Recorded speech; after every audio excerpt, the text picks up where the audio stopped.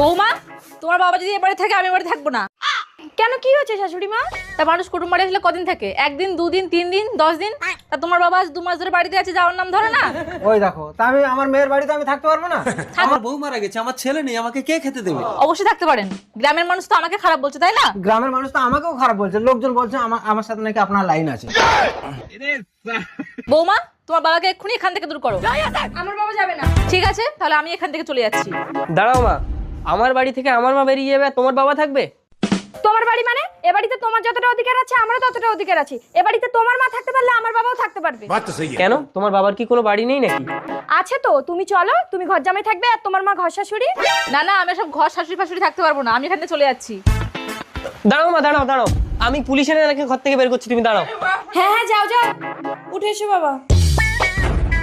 দেখেন বেয়ান, পুলিশ এসে আমাকে যদি এই ঘর থেকে বের করে, আমিও কিন্তু সারা দুনিয়ার মানুষের কাছে